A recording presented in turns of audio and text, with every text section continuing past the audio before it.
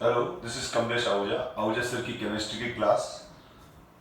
आज हम nitrogen family को आगे डिस्कस करेंगे। प्रीवियस क्लास में मैंने नाइट्रोजन फैमिली स्टार्ट की थी, तो नाइट्रोजन फैमिली में क्लियर कर दिया था कि इसके वैलेंसी शेल में 5 इलेक्ट्रॉन है। General electronic configuration NS2 NP3 है और 15 ग्रुप है। और इसके अंदर मैंने डिस्कस कर दिया था कि इनकी कोवेलेंसी के बारे में डिस्कस कर दिया था। नाइट्रोजन फास्फोरस नॉन मेटल्स हैं, आर्सेनिक एंटीमनी मेटलोइड्स हैं और बिस्मिथ मेटल है। अब हम इसकी आगे ऑक्सीडेशन स्टेट की बात करें तो हमको क्लियर है कि जो मैक्सिमम ऑक्सीडेशन स्टेट होती है वो नंबर ऑफ वैलेंसी इलेक्ट्रॉन्स होते हैं, ठीक है। और तो नाइट्रोजन का जो नाइट्रोजन की जो जनरली इनका जो मैक्सिमम ऑक्सीडेशन स्टेट है नाइट्रोजन की, वो रहती है मिनिमम तो रहती है -3। तो मिनिमम ऑक्सीडेशन नंबर क्या होता है? Minimum oxidation number equals to number of valency electrons -8 और maximum oxidation number equals to number of valency electrons. तो जनरली नाइट्रोजन के कंपाउंड -3 से +5 तक इसकी ऑक्सीडेशन स्टेट वेरी करती है, जो हम प्रीवियस बेसिक कंसेप्ट में भी क्लियर कर चुका हूं। तो जनरली नाइट्रोजन फास्फोरस जो नॉन मेटल्स हैं इनकी ऑक्सीडेशन स्टेट -3 से +5 तक जाती है।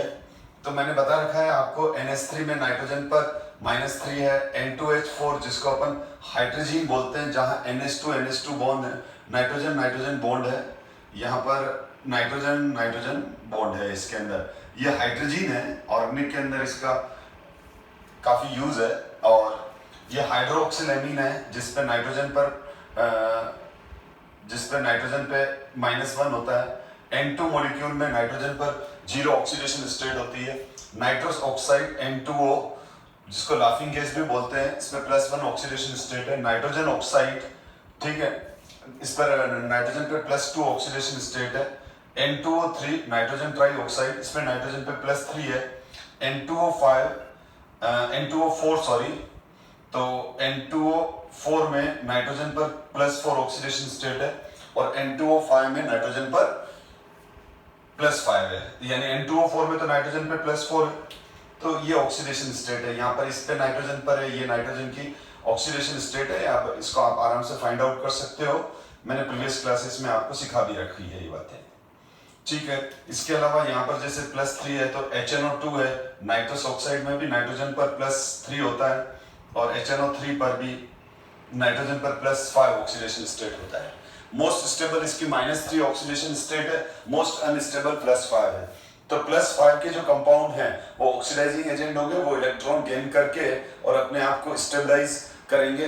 तो HNO3 एक अच्छा ऑक्सीडाइजिंग एसिड है। रीजन ये है कि इसके नाइट्रोजन पर +5 ऑक्सीडेशन स्टेट होने की वजह से वो अनस्टेबल है, तो ये अपने आप को स्टेबलाइज करने के लिए इलेक्ट्रॉन गेन करता है। और जो भी मॉलिक्यूल और स्पीशीज इलेक्ट्रॉन गेन करती है तो सामने वाले का ऑक्सीडेशन कर देती है, तो ये ऑक्सीडाइजिंग एजेंट हो जाते हैं।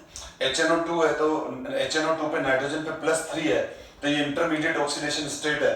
तो जो भी इंटरमीडिएट ऑक्सीडेशन स्टेट वाले कंपाउंड होते हैं वो oxidising as well as reducing agent दोनों की तरह बिहेव करते हैं।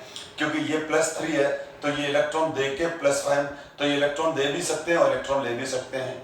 क्योंकि HNO2 का नाइट्रोजन +3 से +5 में जाएगा तो इलेक्ट्रॉन देगा तो सामने वाले का रिडक्शन करेगा, तो ये रिड्यूसिंग एजेंट हो जाएगा।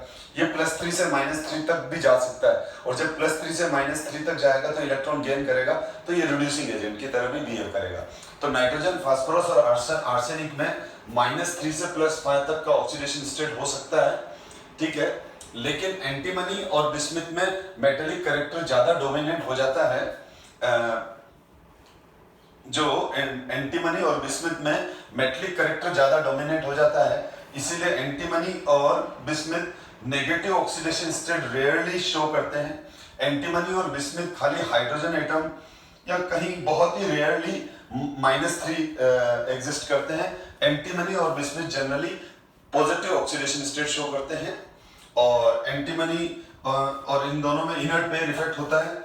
इनर्ट पेयर इफेक्ट में क्या हो गया, इसका 5s एंटीमनी का 5s2 और बिस्मिथ का 6s2 इनर्ट हो जाता है, इनकी केमिकल रिएक्शन में पार्टिसिपेशन कम हो जाता है। तो एंटीमनी जो है वो Sb+ +3 और Sb+5 के कंपाउंड बनाता है। और बिस्मिथ जो है, बिस्मिथ भी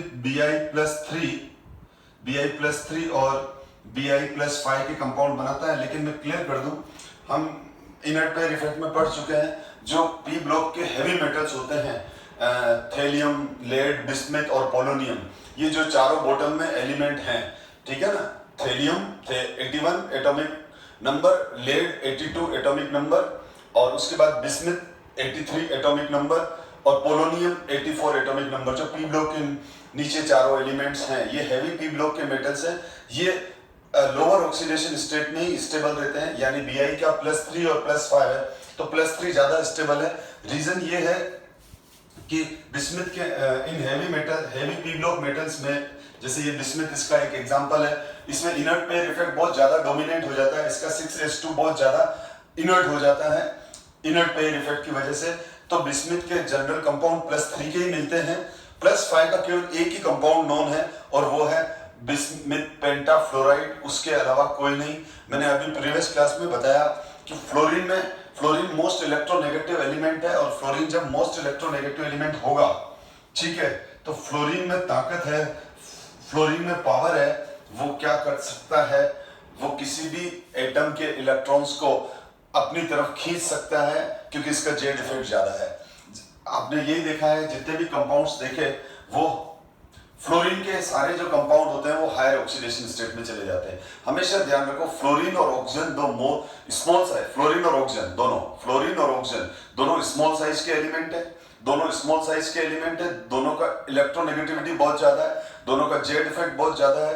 तो फ्लोरीन और ऑक्सीजन किसी भी एटम के, किसी भी सेंटर एटम के, ठीक है, कि ऑक्सीडेशन को बढ़ा देता है। जैसे KMnO4 में Mn पर +7 है तो ऑक्सीजन, K2Cr2 में क्रोमियम पर +6 है तो ऑक्सीजन है, IF7 में I पर +7 है तो देखो आयोडीन है। इवन देन फ्लोरीन और ऑक्सीजन तो इतने ताकतवर होते हैं कि वो जिनोन को भी रिएक्शन करने पे मजबूर कर देते हैं, HCF2, HCF4, HCF6, XeO3, ठीक है, और SO2, CO2, P2O5, N2O5, NF3, PF3, PF5।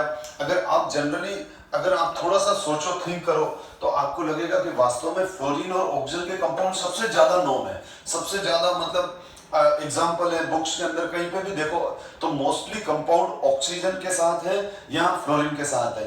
तो उसका रीजन यही है कि फ्लोरीन और ऑक्सीजन का इलेक्ट्रोनेगेटिविटी ज्यादा, जेड इफेक्ट ज्यादा, साइज स्मॉल, तो वो टर्मिनल एटम के इलेक्ट्रॉन्स को, वो सेंटर एटम के इलेक्ट्रॉन्स को, जैसे SO2 में सल्फर का, SO3 में सल्फर का सेंटर एटम हो गया, IF7 में आयोडीन सेंटर एटम हो गया, PCl5, चलो PF5 ले लो, PF5 में फास्फोरस सेंटर एटम हो गया, ClF3 में क्लोरीन सेंटर एटम हो गया।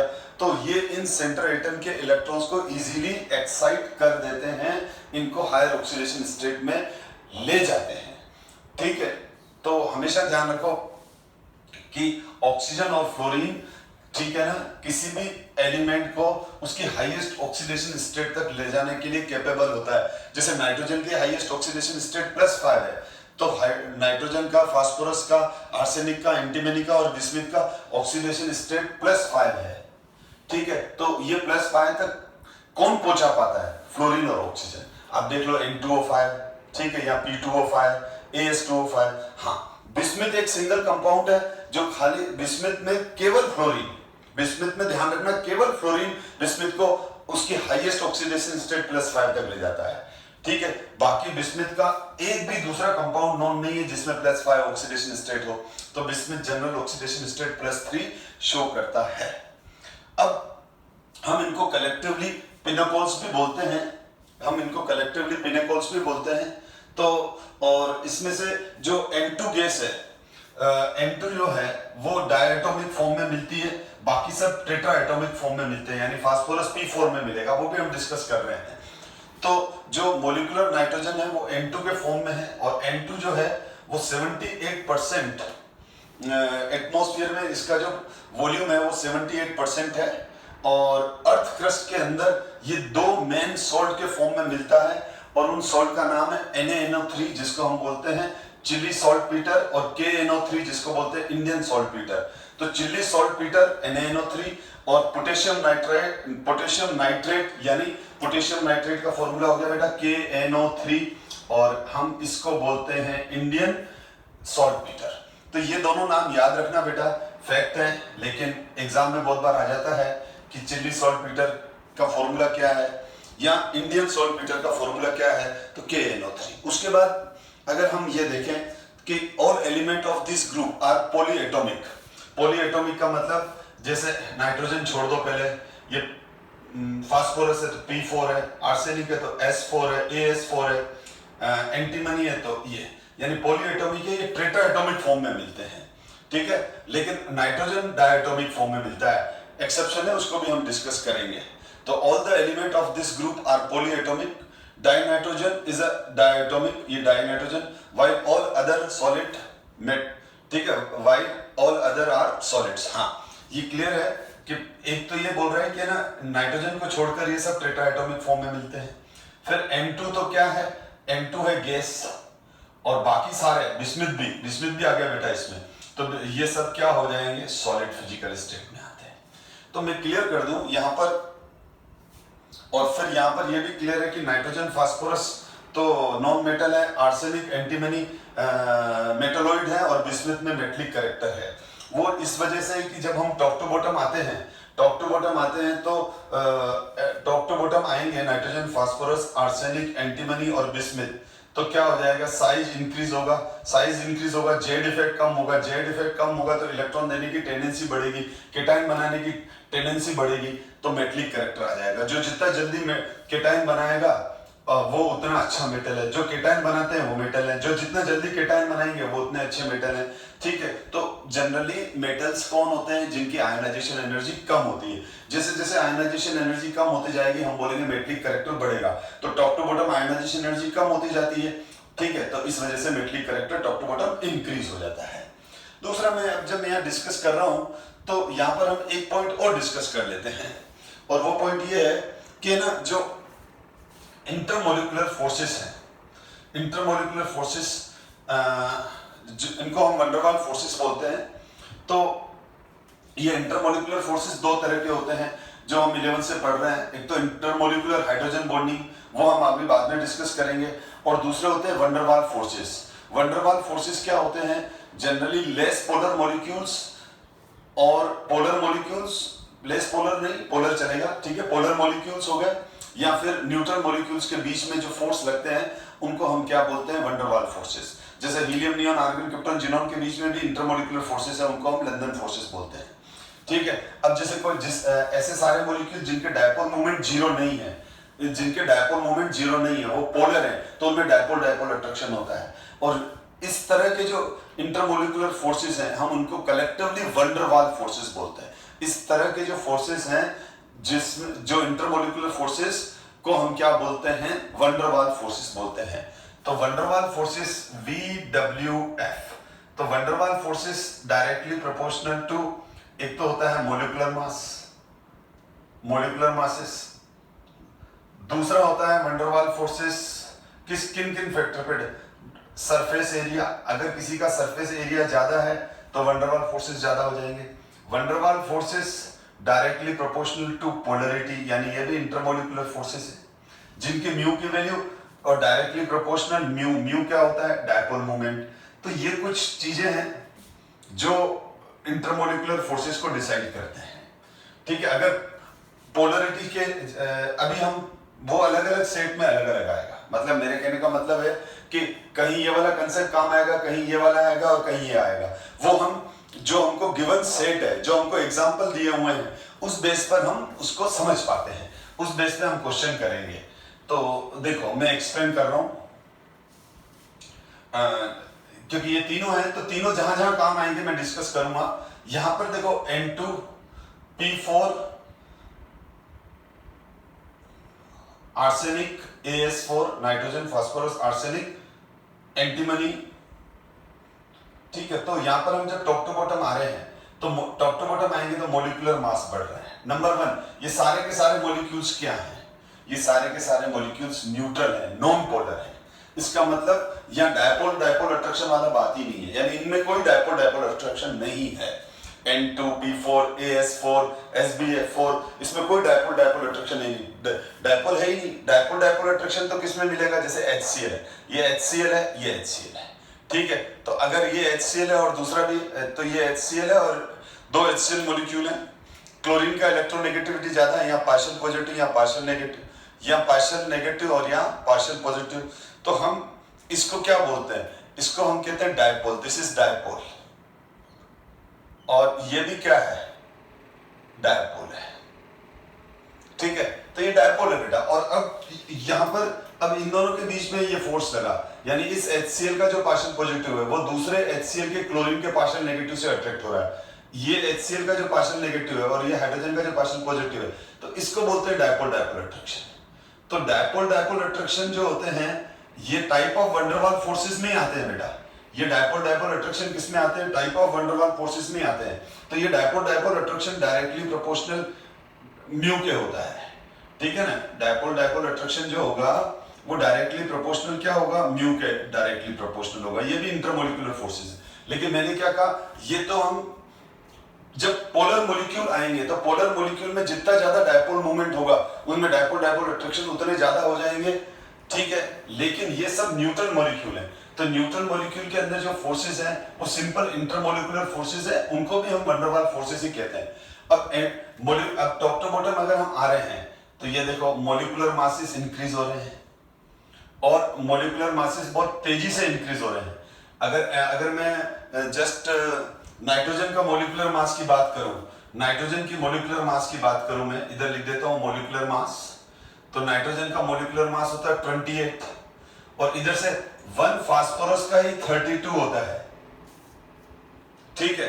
तो फास्फोरस का एटॉमिक मास 32 होता है, तो P4 का कितना हो जाएगा, 128।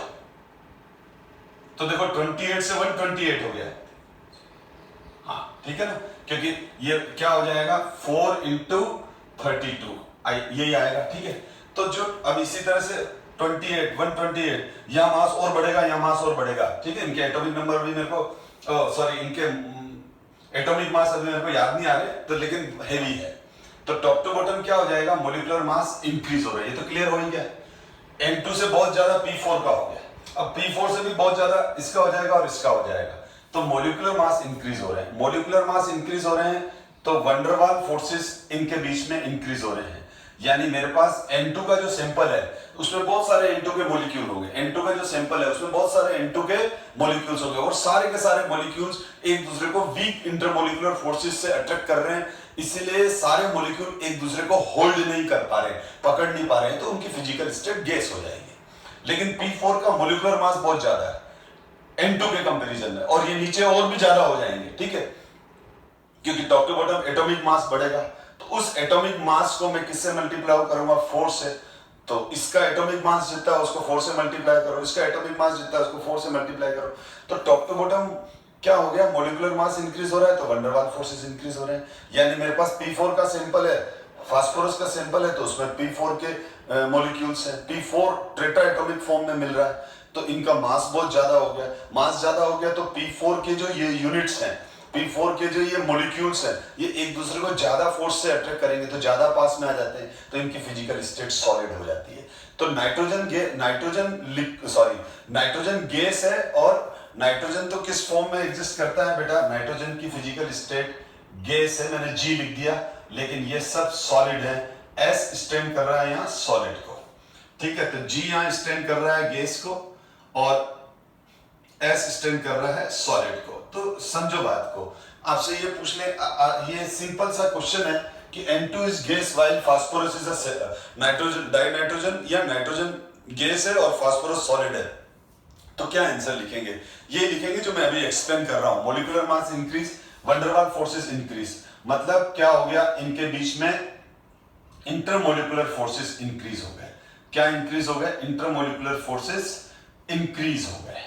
इंटरमोलिकुलर फोर्सेस इंक्रीज होने से क्या हो गया, फिजिकल स्टेट सॉलिड हो गई, बॉइलिंग पॉइंट इंक्रीज हो गए, बॉइलिंग पॉइंट इंक्रीज हो गए।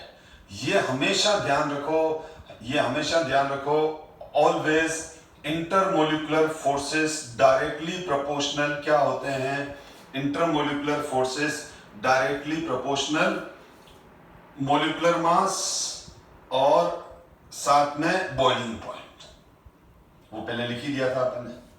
तो टॉप टू बॉटम इनके बॉइलिंग पॉइंट इंक्रीज होते हैं, लेकिन मेल्टिंग पॉइंट में थोड़ा सा एक सेकंड फैक्टर भी काम आता है। बॉइलिंग पॉइंट तो स्ट्रिक्टली इंटरमोलिकुलर फोर्सेस पे डिपेंड करते हैं बेटा, ये हमेशा ध्यान रखना। बॉइलिंग पॉइंट मैं क्या बोल रहा हूँ, स्ट्रिक्टली किस पे डिपेंड करते हैं, इंटरमोलिकुलर फोर्सेस पे डिपेंड करते हैं। अगर किसी सैंपल का किसी भी जो भी हमारे पास मॉलिक्यूल है, किसी सैंपल के अंदर उसके कंस्टिट्यूएंट पार्टिकल्स हैं या जो उसके मॉलिक्यूल्स हैं, उनके बीच में अगर इंटरमोलिकुलर फोर्सेस ज्यादा है तो उसका बॉइलिंग पॉइंट ज्यादा होगा, मेल्टिंग पॉइंट भी ज्यादा ही होगा। पर मेल्टिंग पॉइंट के केस में एक्सेप्शन आते हैं। मेल्टिंग पॉइंट में एक्सेप्शन क्यों आते हैं? क्योंकि क्या होता है कि जब कोई कंस्टिट्यूएंट पार्टिकल्स, ठीक है, कोई मॉलिक्यूल्स जब सॉलिडिफाई होते हैं तो उसकी सॉलिड स्टेट में एक पर्टिकुलर पैकिंग को, वो सॉलिड स्टेट के अंदर वो एक पर्टिकुलर पैकिंग को एडॉप्ट करता है। जैसे आपने सॉलिड स्टेट में पढ़ रखा है FCC, body centre cubic, FCC, ठीक है, face centre cubic, HCP hexagonal packing, BCC मतलब बॉडी सेंटर क्यूबिक जिसका पैकिंग एफिशिएंसी 68% होता है, एफसीसी और एचसीपी, एफसीसी और एचसीपी, एफसीसी मतलब face centre cubic, HCP hexagonal close packing, इनको हम कलेक्टिवली क्यूबिक क्लोज पैकिंग भी बोलते हैं, ठीक है, सीसीपी। तो पैकिंग के तो किस तरह से ये पैक हुए हैं सॉलिड के अंदर, इसके कंस्टिट्यूएंट पार्टिकल, बॉइलिंग पॉइंट उस पर भी डिपेंड करने लग जाता है। तो बॉइलिंग पॉइंट जो है वो इंटरमोलिकुलर फोर्सेस पे डिपेंड करता है, यस, पर खाली सिंगल इंटरमोलिकुलर फोर्सेस पे डिपेंड नहीं करता है बेटा, उसके साथ एक सेकंड फैक्टर भी उसके साथ पैरेलल चलता है। वो है कि वो जो कंस्टिट्यूएंट पार्टिकल्स हैं, वो जो कंस्टिट्यूएंट पार्टिकल है वो किस तरह से आपस में एक दूसरे के साथ क्लोजली पैक्ड हुए हैं, ठीक है। तो बॉइलिंग पॉइंट में बहुत बार वेरिएशन आ जाता है। वो बहुत बार क्या होता है कि हाई मोलिकुलर मास वाले का मेल्टिंग पॉइंट थोड़ा कम नजर आता है as compare to lower molecular mass वाले से। रीजन ये आ जाता है या वाइस वर्सा भी हो जाता है, ठीक है। तो मेरे कहने का मतलब ये कि बहुत बार ये है, एक्सेप्शन क्या है, एक्सेप्शन ये है कि बहुत बार क्या हो जाता है जिसका मोलिकुलर मास कम है उसके बावजूद भी उसका मेल्टिंग पॉइंट ज्यादा है, जबकि होना कम चाहिए। मैंने क्या कहा, मोलिकुलर मास बढ़ेगा, इंटरमोलिकुलर फोर्सेस बढ़ेंगे, मेल्टिंग पॉइंट बढ़ेगा। लेकिन मैं ये कह रहा हूं कि है ना, मेल्टिंग पॉइंट एक सेकंड फैक्टर पर भी डिपेंड कर रहा है कि वो किस तरह से क्रिस्टल के अंदर अपनी सॉलिड स्टेट के अंदर क्लोजली पैक्ड है, ठीक है, उसका अंदर का अरेंजमेंट क्या है, तो उस पर भी डिपेंड करेगा। अगर वो बहुत क्लोजली पैक्ड है तो उसका मेल्टिंग पॉइंट बढ़ जाता है, फिर भले मोलिकुलर मास थोड़ा कम भी हो, लेकिन अगर पैकिंग अच्छी है तो उसका मेल्टिंग पॉइंट बढ़ जाता है, सॉरी, मेल्टिंग पॉइंट बढ़ जाता है। तो आप क्या ध्यान रखोगे मेल्टिंग पॉइंट के लिए? 2 point. Melting point molecular mass के डायरेक्टली प्रोपोर्शनल है generally, yes, with exception. Melting point directly proportional intermolecular forces है, बिल्कुल है, लेकिन एक्सेप्शन है। क्या है, बहुत बार किसी के मोलिकुलर मास कम होते हुए भी उसका मेल्टिंग पॉइंट ज्यादा इसीलिए हो जाता है कि वो ज्यादा क्लोजली, ज्यादा टाइटली उसके लेटिस के अंदर, उसके क्रिस्टल के अंदर वो पैक हो जाते हैं, ठीक है। तो जनरली जो सिमेट्रिकल मॉलिक्यूल्स होते हैं उनकी पैकिंग एफिशिएंसी ज्यादा होती है, हम वो बाद में डिस्कस करेंगे, लेकिन मैंने ये बताया। तो मेल्टिंग पॉइंट में तो क्या होता है, नाइट्रोजन से लेके आर्सेनिक तक तो मेल्टिंग पॉइंट बढ़ता है, फिर उसके बाद कम होने लग जाता है। तो वो उसकी पैकिंग डिफरेंट होने की वजह से होता है, उसकी पैकिंग डिफरेंट होने की वजह से हो जाता है। अगर हम ये देखें तो ये रहा, ये चीज देखो आ गई वापस, यहां पर ध्यान देना। तो देखो ये रीड करो, the boiling point in general increase from top to bottom in the group, अभी मैंने लिखा ही था बोर्ड पे, but the melting point increase up to arsenic, यानी आर्सेनिक तक तो बढ़ रहा है, and then decrease up to bismuth, ठीक है, except nitrogen all the element shows allotropy, ठीक है। तो ये जो रेड फॉन्ट में लिखा है, यही चीज मैं आपको एक्सप्लेन कर रहा था कि जो N2 से ज्यादा, N2P4 AS4, ठीक है, और नाइट्रोजन, आर्सेनिक, चलो ये लिख देता हूं, एंटीमनी और बिस्मिथ। तो ये क्या बोल रहा है, top to bottom boiling point तो इनके मॉलिक्यूल्स के बढ़ेंगे, लेकिन मेल्टिंग पॉइंट नाइट्रोजन से ज्यादा फास्फोरस, फास्फोरस से ज्यादा आर्सेनिक, फिर उसके बाद एंटीमनी, आर्सेनिक से कम एंटीमनी का और एंटीमनी से कम बिस्मिथ का हुआ। ठीक है, तो इसका अब ये अब एक तरह से फैक्ट हो गया बेटा। इसका हम कोई ये अगर आपसे कोई पूछे कि ऐसा क्यों होता है, तो आप लिखोगे कि एंटीमनी और बिस्मिथ के जो क्रिस्टल हैं सॉलिड स्टेट के अंदर, उनकी ये जो एंटीमनी और बिस्मिथ हैं ये लूजली पैक्ड होते हैं। इसके अलावा हमारे पास कोई अल्टरनेटिव नहीं है। तो ये सब कुछ चीजें थोड़े आपको फैक्ट है याद भी रखने पड़ते हैं। अच्छा, मैंने ऑक्सीडेशन स्टेट के बारे में बता ही दिया अभी आपको। ठीक है, तो ये तो मैंने बता दिया कि नाइट्रोजन का -3 से +5 तक जाएगा। फास्फोरस की, अब फास्फोरस, आर्सेनिक, एंटीमनी और बिस्मिथ की जो कॉमन ऑक्सीडेशन स्टेट है वो लिखी है। फास्फोरस के -3, +3 और +5 के जनरल कंपाउंड हमको देखने को मिलते हैं, सिमिलरली आर्सेनिक के भी और एंटीमनी के भी। लेकिन देखो बिस्मिथ के मैंने बताया -3, +3 मैंने +5 नहीं लिखा है, क्योंकि बिस्मिथ खाली एक ही किसके साथ, फ्लोरीन के साथ ही +5 ऑक्सीडेशन स्टेट बताता है due to inert pair effect. ये भी अभी मैं डिस्कस कर चुका हूं, आप इसको रीड कर लो। और कहीं पे भी आपको लगे इस तरह का मैटर हमको वापस रीड करना है तो वीडियो को पॉज करके रीड करके आगे आ जाओ। नाइट्रोजन, अच्छा ये मैं लास्ट क्लास में डिस्कस कर चुका। Nitrogen is restricted to maximum covalency 4, क्योंकि मैंने आपको बताया था उसमें एक s ऑर्बिटल और 3 p ऑर्बिटल है। लेकिन फास्फोरस अपना कोवेलेंसी 6 तक इंक्रीज कर सकता है। ये प्रीवियस क्लास में बहुत अच्छे से डिस्कस किया हुआ पॉइंट है, आप इसको रीड कर लो। ठीक है, तो नाइट्रोजन की मैक्सिमम कोवेलेंसी कितनी होती है, 4, जो मैंने बताया आपको HNO3 में, N2O5 में। और फास्फोरस की मैक्सिमम कोवेलेंसी 5 तक हो जाती है। नाइट्रोजन, क्योंकि मैंने क्या बताया कि कोवेलेंसी के लिए क्या इंपॉर्टेंट है, कोवेलेंसी के लिए सबसे इंपॉर्टेंट है कि उसके वैलेंसी शेल में ऑर्बिटल होने चाहिए। तो नाइट्रोजन के वैलेंसी शेल में 1 s ऑर्बिटल और 3 p ऑर्बिटल है। तो ऑर्बिटल 4 है तो कोवेलेंसी 4 से ज्यादा एक्सीड नहीं कर सकती। क्यों, अगर ऑर्बिटल बहुत सारे हैं, जैसे फास्फोरस और आर्सेनिक, ये ऐसे एलिमेंट है जिनके वैलेंसी शेल में वैकेंट डी ऑर्बिटल्स भी हैं, तो इनके इलेक्ट्रॉन्स वैकेंट डी ऑर्बिटल में एक्साइट होकर अपनी वैलेंसी एक्सपांड कर सकते हैं। और मैंने आपको बताया था जनरली कोवेलेंसी 6 तक एक्सपांड हो जाती है। 6 के बाद वैलेंसी कोवेलेंसी इसीलिए एक्सपांड नहीं होती है, वो स्टेरिक हिंड्रेंस की वजह से। अच्छा, अब आता है एनोमोलस प्रॉपर्टीज ऑफ नाइट्रोजन। तो जो नाइट्रोजन की एनोमोलस प्रॉपर्टी है, तो देखो एनोमोलस प्रॉपर्टी का मतलब ये हुआ कि नाइट्रोजन जो है, नाइट्रोजन, फास्फोरस, आर्सेनिक, एंटीमनी और बिस्मिथ, तो देखो इन सब की कुछ प्रॉपर्टीज आपस में रिसेंबल करती है। तो लगता है ये एक परिवार के, एक फैमिली के मेंबर हैं। जैसे ये सब टेट्रा एटॉमिक फॉर्म में मिल रहे हैं, ये डायटोमिक में मिल रहा है, ये ठीक है। तो देखो ये अलग हो गया, ये डायटोमिक, ये टेट्रा एटॉमिक, ये डायटोमिक, ये सारे टेट्रा एटॉमिक, ये गैस, ये सारे सॉलिड। तो देखो डिफरेंट चल रहा है। तो नाइट्रोजन डिफरेंट चलता है।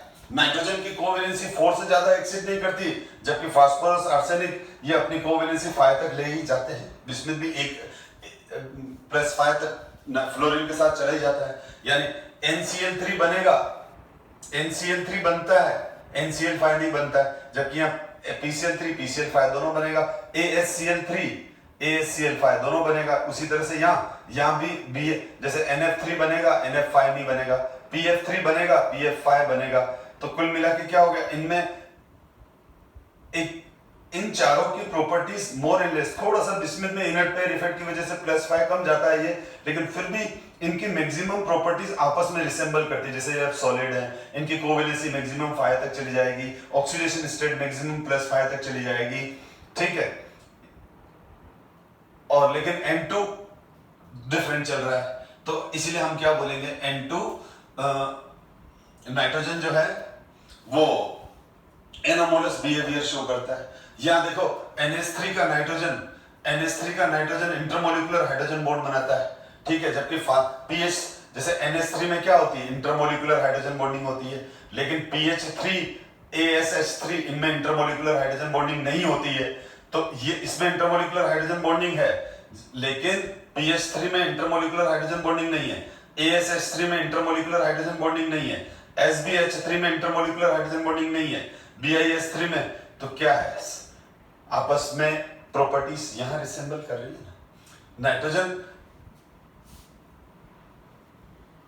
का जो प्रॉपर्टी है वो ग्रुप के एलिमेंट से मैच नहीं कर रहा है, तो इसीलिए हम क्या बोलते हैं, नाइट्रोजन का एनोमोलस बिहेवियर है उसके पीरियड में, सॉरी उसके ग्रुप में, ठीक है। तो उसका रीजन क्या है, अगर आपको खाली बोर्ड में ये क्वेश्चन आ जाए कि why nitrogen shows anomalous behaviour, मतलब नाइट्रोजन का जो बिहेवियर है वो उसके ग्रुप के एलिमेंट से मैच नहीं करता है, तो उसके कुछ रीजंस देने हैं, एक्सप्लेन व्हाई।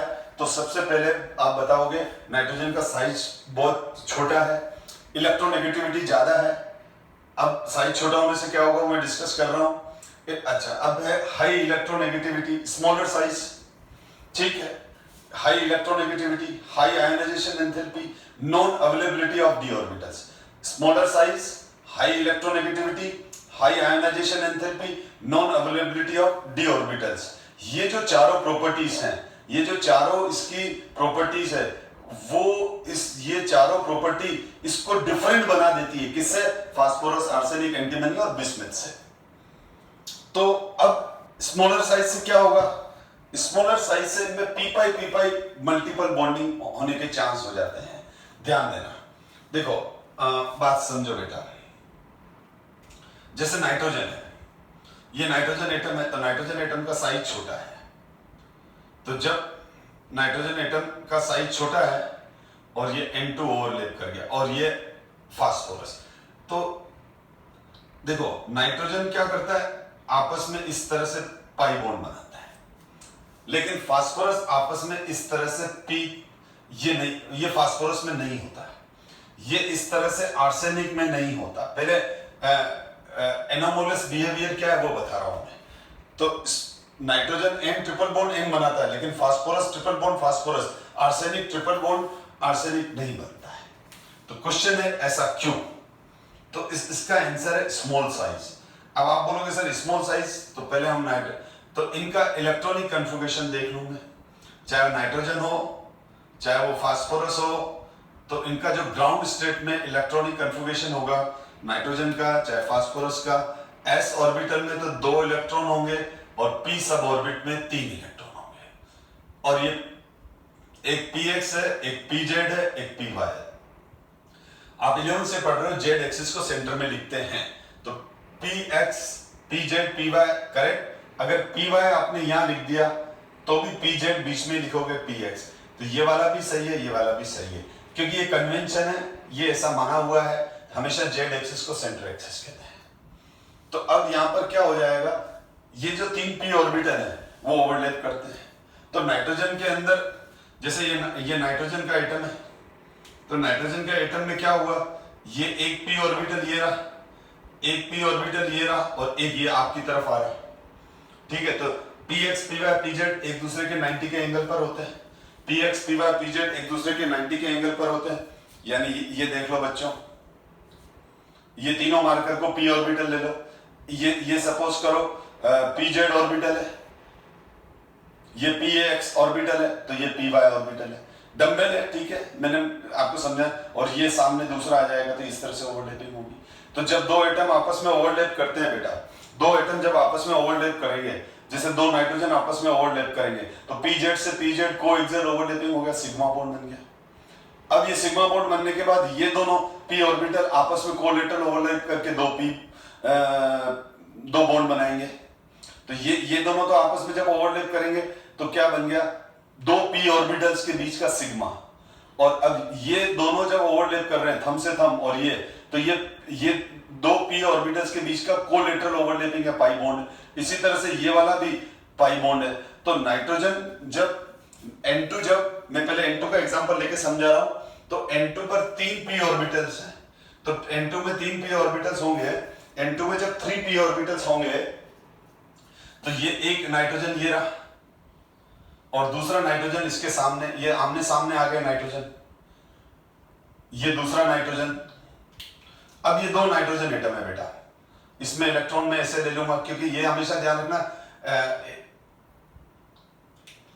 तो अब क्या होगा, जैसे यहां पर ये दोनों आपस में ओवरलैप कर रहे हैं, इसको पी वाई ले लेता हूं मैं, इसको पी जेड ले लेता हूं, इसको पी एक्स ले लेता हूं, तो ये दोनों कोलेटरल ओवरलैपिंग हुई, पाई बॉन्ड बन गया, ठीक है। और ये दोनों आपस में क्या हो गया, कोएक्सियल ओवरलैपिंग, ठीक है। और ये दोनों कोलेटरल, तो देखो पी एक्स पी जेड से ये एक सिग्मा बॉन्ड बन गया, ये क्या बन गया, पाई बॉन्ड बन गया, ये क्या बन गया, पाई बॉन्ड बन गया।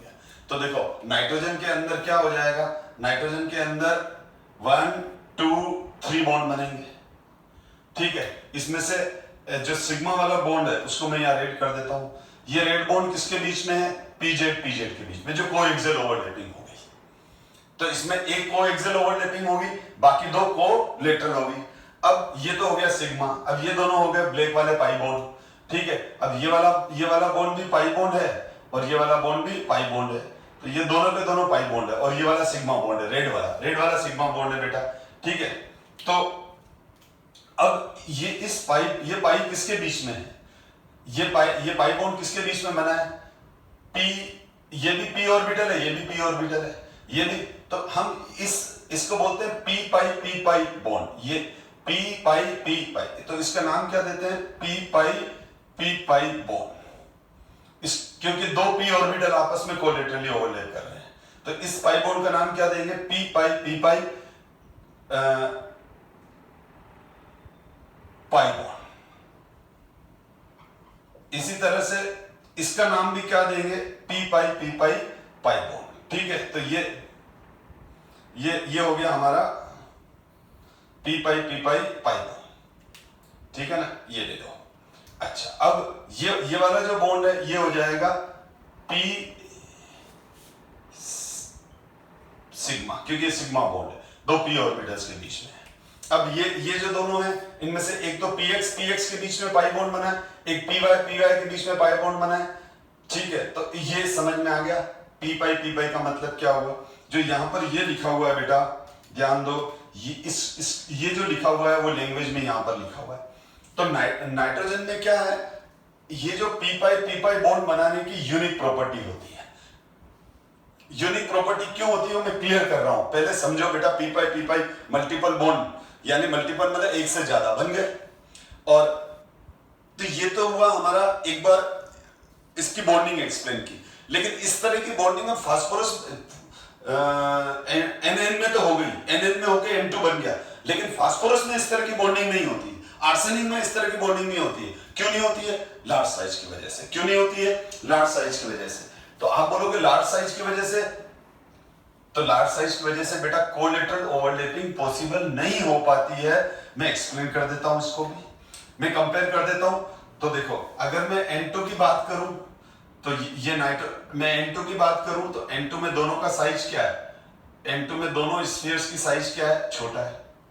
और अगर मैं P2, जस्ट अजम्पशन है, होता नहीं है ये, तो फास्फोरस में साइज क्या है, फास्फोरस का साइज बड़ा है, ठीक है, थोड़ा ज्यादा ही बड़ा बन गया। फास्फोरस में साइज बड़ा है, और अब आमने सामने लिख लेते हैं इसको, ये साइज छोटा है। अब फास्फोरस में क्या हुआ, ये तो हमारा सिग्मा बॉन्ड तो बन गया, इसी तरह से यहां पर भी सिग्मा बॉन्ड बन गया। अब आपको मालूम है, पहले ओवरलैपिंग ये दोनों है, ये सिग्मा हो गए। अब ये कोलेटरल ओवरलैप करेंगे, ये तभी कर पाएंगे जब एक दूसरे को टच करें तो ओवरलैपिंग होगी, टच नहीं करेंगे तो ओवरलैपिंग कैसे होगी। तो होता क्या है, यहां पर साइज बड़ा होने की वजह से एक पी ऑर्बिटल, चलो एक से ये पी ऑर्बिटल है बेटा, ये आ रहा है, और ये क्या है, पी ऑर्बिटल, ये क्या है, पी ऑर्बिटल। तो साइज बड़ा होने की वजह से ये दोनों पी ऑर्बिटल एक दूसरे को ओवरलैप नहीं कर पाते। ये जो अनहाइब्रिड पी ऑर्बिटल्स हैं, ये वाले जो पी ऑर्बिटल्स हैं, ये वाले ये पी ऑर्बिटल्स हैं, these P orbitals do not collaterally overlap, collateral overlap, क्योंकि स्टेरिक हिंड्रेंस आ गया, दोनों स्फीयर बड़े हैं, अब वो ये दोनों दूर के दूर ही रह जाते हैं, खाली एक दूसरे को देखते ही रह जाते हैं।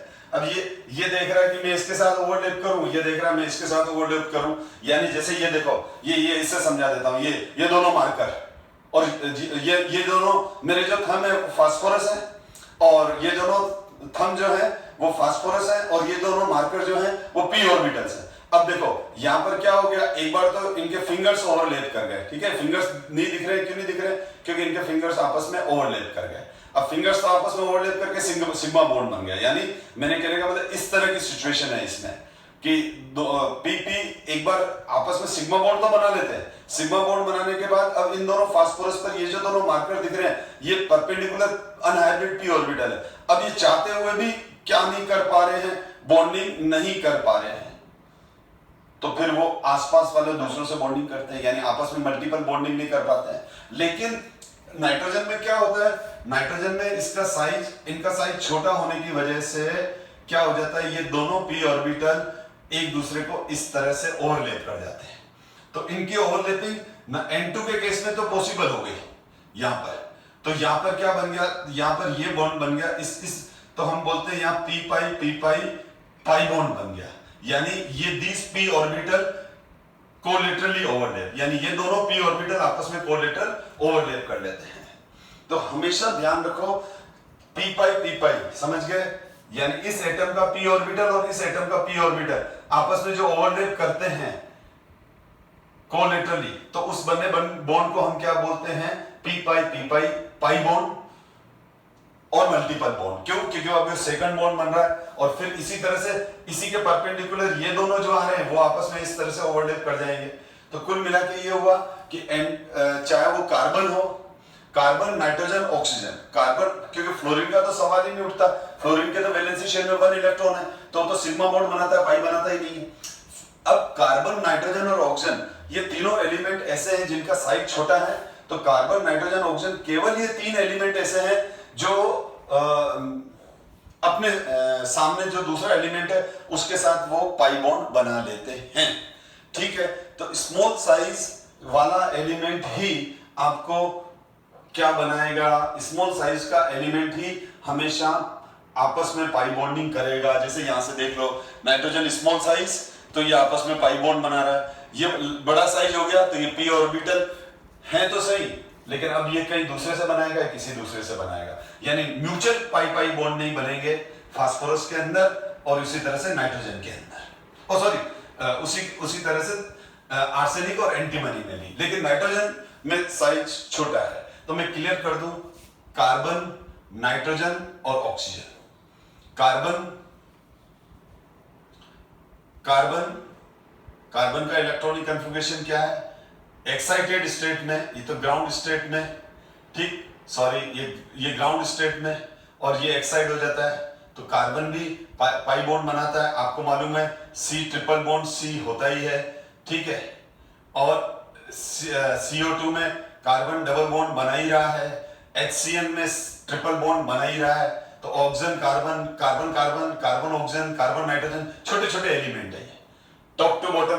तो जो सेकंड पीरियड के जो मेटल्स हैं, ठीक है, सॉरी सेकंड पीरियड के जो एलिमेंट्स हैं, सेकंड पीरियड के जो नॉन मेटल हैं, कार्बन, नाइट्रोजन, ऑक्सीजन, ठीक है, ये पी पाई मल्टीपल बॉन्डिंग करते हैं। साइज छोटा होने की वजह से इनके पी ऑर्बिटल कोलेटरल ओवरलैप कर लेते हैं। सिमिलरली अगर मैं नाइट्रोजन का इलेक्ट्रॉनिक कन्फिगरेशन देखूं तो नाइट्रोजन भी 3 मल्टीपल बॉन्ड बना सकता है, आपस में 3 बॉन्ड बना सकता है, तो बनाता ही है N triple bond, N 3 unpaired electron है। अगर मैं ऑक्सीजन की बात करूं तो ऑक्सीजन में भी क्या है, ऑक्सीजन में भी ये हो जाएगा O डबल बॉन्ड O, ठीक है, आप देखते हो C डबल बॉन्ड O। तो कुल मिला के कार्बन, नाइट्रोजन, ऑक्सीजन ये आपस में, यानी कहने का मतलब नाइट्रोजन आपस में, ऑक्सीजन आपस में भी मल्टीपल बॉन्ड बनाते हैं, लेकिन कार्बन नाइट्रोजन के साथ भी मल्टीपल बॉन्ड बना सकता है, कार्बन ऑक्सीजन के साथ भी बना सकता है, नाइट्रोजन भी ऑक्सीजन के साथ बना सकता है, NO, ठीक है। तो कुल मिला के इनके ही अंदर मल्टीपल बॉन्ड बनाने की टेंडेंसी ज्यादा होती है, ठीक है। लेकिन जैसे ही साइज बढ़ता है तो इस तरह के मल्टीपल बॉन्ड बनाने की टेंडेंसी या तो होती नहीं है, और होती है तो कम होती है। तो स्मॉल साइज की वजह से ये मल्टीपल बॉन्ड बना लेते हैं और नीचे वाले एलिमेंट का लार्ज साइज होने की वजह से बने। दूसरा है हाई इलेक्ट्रोनेगेटिविटी। हाई इलेक्ट्रोनेगेटिविटी की वजह से ये इंटरमोलिकुलर हाइड्रोजन बॉन्डिंग बनाते हैं, ये बॉन्ड पेयर को हमेशा अपनी तरफ खींच के रखते हैं, ठीक है। हाई आयनाइजेशन एनर्जी की वजह से खाली अपना इलेक्ट्रॉन देंगे नहीं, इनमें नॉन मेटेलिक कैरेक्टर बहुत ज्यादा डोमिनेट कर जाता है, non availability of D orbital है, तो ये अपनी कोवेलेंसी नहीं बढ़ाएंगे। तो ये 4 रीजंस हैं। इन 4 रीजंस की वजह से चाहे कार्बन हो, चाहे नाइट्रोजन हो, चाहे ऑक्सीजन हो, इवन देन फ्लोरीन भी एबनॉर्मल बिहेवियर शो करते हैं। तो अगर आ जाए कार्बन क्यों एबनॉर्मल बिहेव शो करता है, तो भी यही, नाइट्रोजन क्यों शो करता है, तो भी यही रीजन, ऑक्सीजन क्यों शो करता है, तो भी यही रीजन, फ्लोरीन में भी यही है। फ्लोरीन में भी स्मॉल साइज है, हाई इलेक्ट्रोनेगेटिविटी है, हाई आयोनाइजेशन एंथैल्पी है। तो ये सारे के सारे रीजन किस में कॉमन है, कार्बन में भी, नाइट्रोजन में भी, ऑक्सीजन में भी, फ्लोरीन में भी। तो कार्बन अपने ग्रुप के एलिमेंट से डिफरेंट बिहेवियर शो करेगा, यानी कार्बन सिलिकॉन जर्मेनियम से डिफरेंट बिहेव शो करेगा, नाइट्रोजन फास्फोरस आर्सेनिक और एंटीमनी और बिस्मिथ से डिफरेंट बिहेवियर शो करेगा, ऑक्सीजन सल्फर सेलेनियम टेलुरियम से डिफरेंट बिहेवियर शो करेगा, फ्लोरीन क्लोरीन ब्रोमीन और आयोडीन से डिफरेंट, यानी इनका आपस में प्रॉपर्टी सेम लेकिन डिफरेंट। रीजन ये रहा। ऑक्सीजन सल्फर सेलेनियम टेलुरियम की प्रॉपर्टीज जब हम पढ़ेंगे तो हम देखेंगे इनकी आपस में काफी कुछ रिसेम्बलेंस है, लेकिन ऑक्सीजन की डिफरेंस। रीजन ये रहा। सिमिलरली नाइट्रोजन के अंदर भी फास्फोरस आर्सेनिक एंटीमनी की इनकी प्रॉपर्टी अभी आपने देखा काफी सारी रिसेंबल कर रही है, ठीक है, लेकिन नाइट्रोजन थोड़ा अलग चल रहा है। रीजन ये रहा। तो इन सब के रीजंस ये लिखेंगे। तो आप देख लो इनऑर्गेनिक के अंदर क्या कॉमन रीजंस हैं। अब ये कार्बन के लिए भी है, नाइट्रोजन के लिए भी है, ऑक्सीजन के लिए भी है, तो फ्लोरीन के लिए भी है। अब जब मैं ऑक्सीजन फैमिली पढ़ाऊंगा तो उस समय यहाँ नाइट्रोजन की जगह ऑक्सीजन लिखा हुआ होगा, ठीक है। अब अपन देखें, heavier element of this group do not form p-pi bond as their atomic orbital are so large and diffuse that they cannot have effective overlapping। जो मैंने अभी आपको बताया या 2 बना के बताया था ना, वो वाली बात। तो इस वजह से इनमें इफेक्टिव ओवरलैपिंग नहीं होती है। ये पिछली स्लाइड का कंटिन्यूएशन पार्ट है। अब ये देखो, nitrogen exist as a diatomic molecule और फास्फोरस, तो वही रीजन लिखना है। नाइट्रोजन आपस में क्या कर देता है, एक दूसरे के साथ मल्टीपल बॉन्डिंग बना सकता है साइज छोटा होने की वजह से। तो ये एक दूसरे के साथ ट्रिपल बॉन्ड बना के और N2 बन जाता है। लेकिन फास्फोरस, मैंने क्या कहा, फास्फोरस जो है वो नहीं बना पाता है। तो फास्फोरस इस तरह से टेट्रा एटॉमिक फॉर्म में रहता है, वो अपने नियर बाय दूसरे फास्फोरस से करता है। हम इस P4 के बारे में और भी आगे डिस्कस करेंगे। तो इसमें रीजन ये लिखना है, nitrogen owing to its small size has a tendency to form p-pi multiple bond। ये है p-pi multiple bonds with itself आपस में, ठीक है। Nitrogen thus form very stable diatomic molecule N2। On moving down group, the tendency to form p-pi bond decrease because of the large size of heavier elements, जैसे phosphorus arsenic antimony के लिए कह रहा है ये। Therefore फास्फोरस और बाकी element भी exist in the P4 state. आप ध्यान से रीड करो, ये एनसीईआरटी का क्वेश्चन है 7.12, ठीक है। कुछ क्वेश्चन इन टेक्स्ट होते हैं, कुछ एंड एक्सरसाइज होते हैं। मैं ड्यूरिंग डिस्कशन में एनसीईआरटी के क्वेश्चन तो सारे डिस्कस करता ही हूं, क्योंकि ये बहुत इंपॉर्टेंट क्वेश्चंस होते हैं, एग्जाम्स में और कॉम्पिटिशन में आते हैं, ठीक है। Phosphorus arsenic and antimony form single bond ही बनाएंगे, ठीक है। While bismuth form metallic bond, सही है, ठीक है ना। अब ये बोल रहा है कि बिस्मथ मेटालिक बॉन्ड बनाएगा, क्योंकि बिस्मथ तो क्या हो जाता है, मेटल होता है, तो इसलिए वो मेटलिक बॉन्ड बनाएगा। मेटलिक बॉन्डिंग क्या होती है अभी हम उसमें नहीं एंटर करेंगे, तो ट्रेड की बदल जाएगा। अब इसमें एक चीज और है जो ग्रीन फॉन्ट में लिख रखा है, ये भी इंपॉर्टेंट है बेटा। इसमें बस अब क्लास ओवर करने वाला हूं मैं कि ये जो सिंगल बॉन्ड है नाइट्रोजन का, तो नाइट्रोजन का साइज छोटा है, तो क्या हो गया, इनकी बॉन्ड लेंथ कम हो गई। बॉन्ड लेंथ क्या हो गई, कम हो गई। बॉन्ड लेंथ कम होने की वजह से क्या हो गया, नाइट्रोजन काफी पास में है, तो नाइट्रोजन पर ये लोन पेयर है।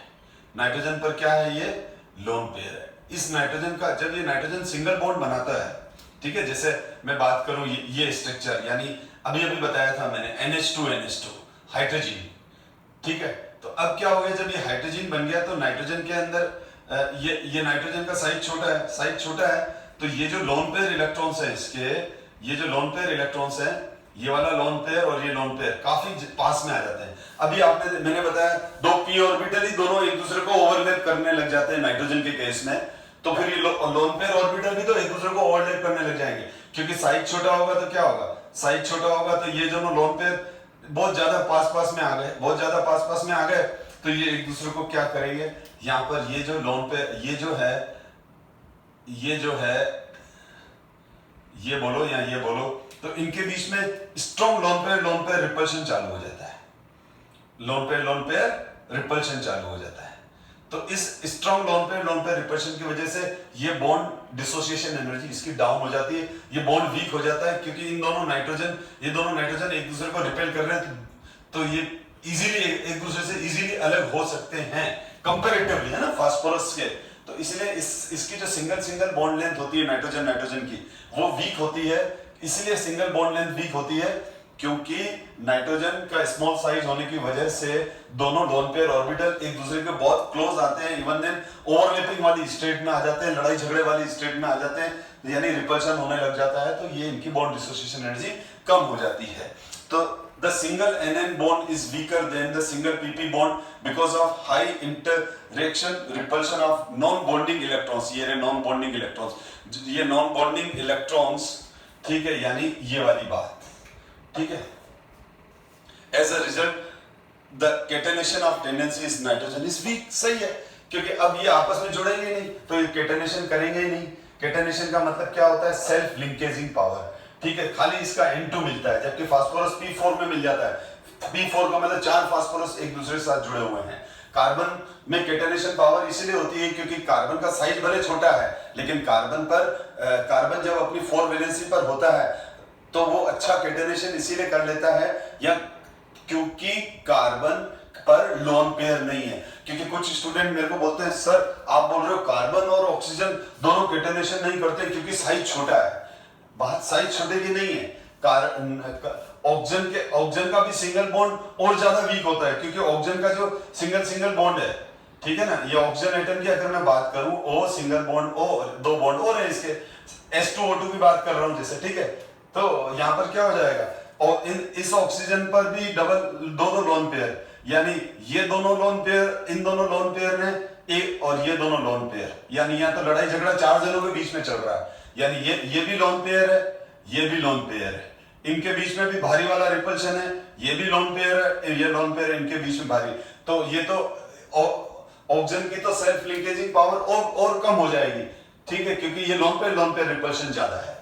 लेकिन कार्बन जब अपनी 4 वैलेंसी पे है, कार्बन जब अपनी 4 वैलेंसी पर है, ठीक है, तो उसके पास जब ये कार्बन है तो कार्बन में सेल्फ लिंकेजिंग क्यों आ जाता है, क्योंकि कार्बन जब 4 वैलेंसी पर है, ठीक है, तो कार्बन पर आप देख लो कोई लोन पेयर नहीं है, यानी इन कार्बन के बीच में कोई लड़ाई झगड़ा नहीं है। ये जितने भी कार्बन एटम्स आप देख रहे हो, सारे के सारे कार्बन एटम किसी पर भी लोन पेयर नहीं है, तो इन कार्बन के पे लोन पेयर नहीं है, तो वो लोन पेयर रिपल्शन भी नहीं मिलेगा, तो इन बॉन्ड स्ट्रेंथ बढ़ जाती है, तो ये सेल्फ लिंकेजिंग करने लग जाते हैं। तो कार्बन में जो यूनिक प्रॉपर्टी है केटनेशन की, वो उसका बॉन्ड डिसोसिएशन एनर्जी ज्यादा है, क्योंकि कार्बन जब 4 वैलेंसी पर है तो उसमें लोन पेयर नहीं है, ये लिखना है, ठीक है।